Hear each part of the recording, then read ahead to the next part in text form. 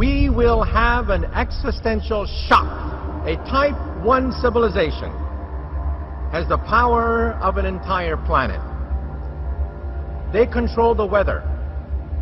They mine the oceans. They control volcanoes. They control earthquakes. We are now witnessing the greatest transition in the history of the human race. Transition from Type 0 to Type 1.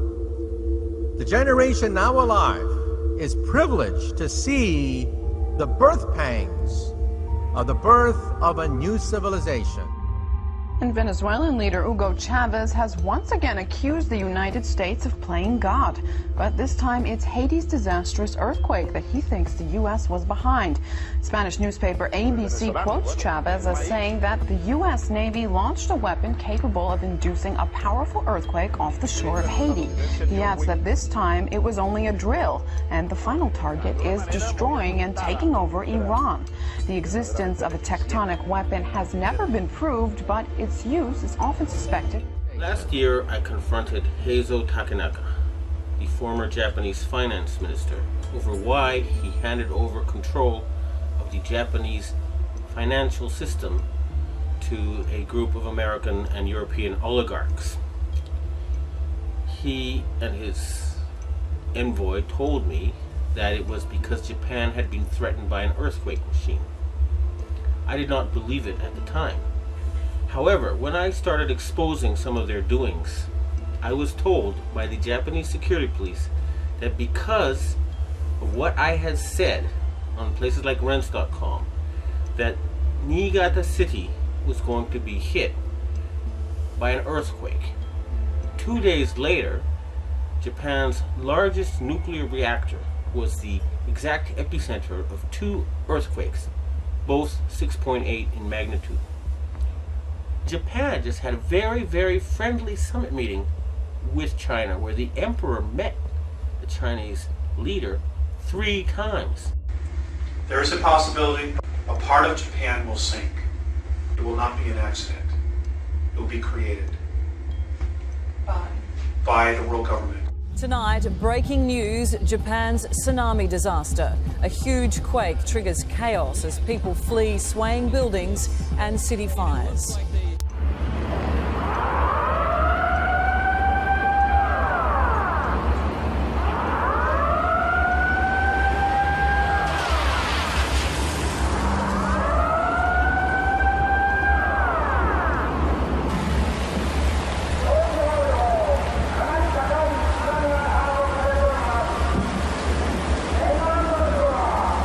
That was too much of a coincidence for me.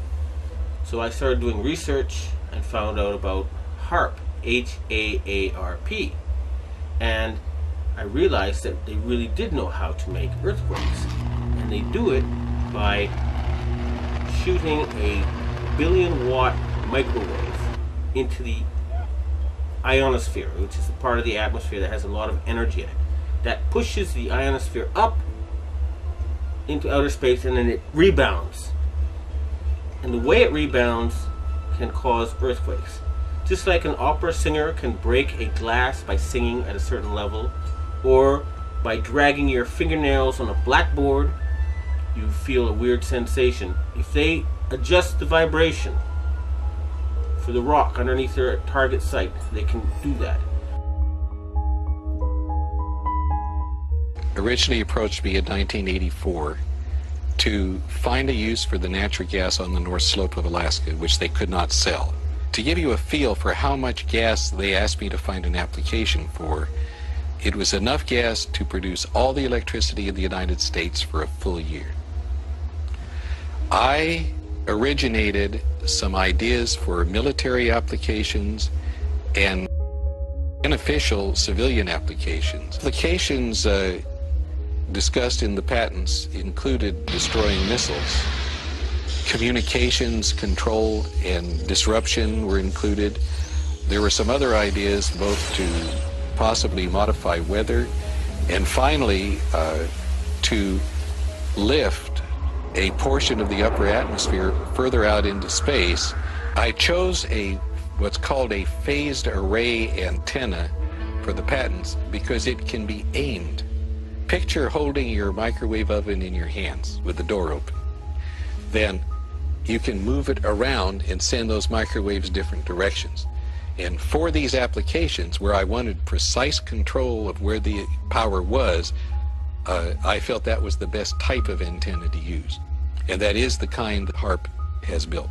HARP can paint designs in the sky, if you will.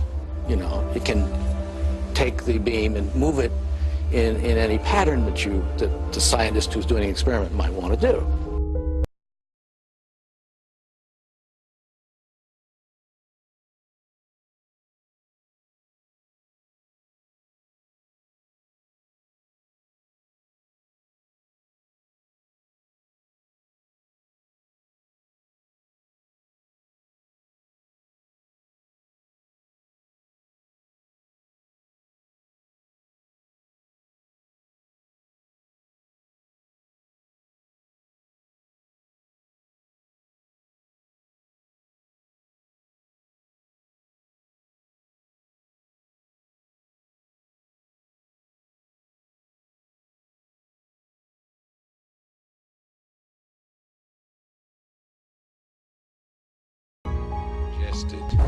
If you beamed it for an hour and a half, that would equal the energy in a hydrogen bomb. After I had actually left the program in 1987, one of the last communications I had with ARCO indicated that there had been a contract awarded for ionospheric warfare studies. And remember, a billion-watt microwave. What does microwave do to water? It heats it up. Now imagine if you put 1 billion watts into a tropical storm. You could make it much bigger. 3 hurricanes, 3 of them at one time. Now after the earthquakes hit Niigata, a member of the Inagawa crime family, which is based in around the U.S. Yokosuka Air Base, and members of the Inagawa family have told me that their big boss is George Bush Sr. In other words, they work for Skull and Bones. And they invited me to a so-called UFO gathering where they showed me the video of this blob. They told me it was a UFO, but it was obviously, to me anyway, a plasma weapon, or a ball of heat created by something like a billion-watt microwave. And I predicted in my blog that there would be videos of lights found above China before the earthquake. And those videos then appeared on the internet after I predicted they would. And furthermore, a Taiwanese satellite detected a 50% drop in the ionosphere, in the amount of electric energy in the ionosphere above the earthquake zone. Now, a 50% drop would be exactly what would happen with HARP. It would push the ionosphere up, and then it would slam back down. The instant that we energized it, there was between a 4 and 4.5 on the Richter scale earthquake that occurred.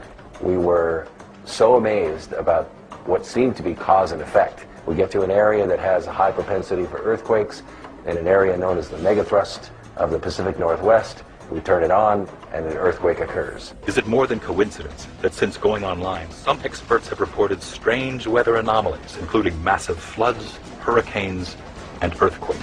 HARP went online in 1994, and construction continued until 2007. There are reportedly a total of 5 known ionospheric heaters, including HARP, in the world today. There are possibly 20 other ionospheric heaters in existence all over the world. Forever restless and untethered by concerns of practicality and marketability, Tesla's mind spawned a vast miscellany of odd inventions. Many of these were never developed beyond the concept stage, and the ideas seemed to grow markedly weirder in the final years of Tesla's life. Invention was normally a deliberate process for Tesla, his every intention and goal fully formed before he and his crew lifted a finger. But there were times when he stumbled upon a new discovery by mistake. Tesla performed his first experiments with resonance technology at his New York laboratory by firing up a small oscillator, which caused a minor amount of vibration. Suddenly, an alarmed squad of police officers stormed into the lab, demanding that Tesla stop at once. Manhattan was shaking for miles around. Tesla had not taken into account how resonance waves grow stronger the further they travel from their source. He had unintentionally created what became known as Tesla's earthquake machine.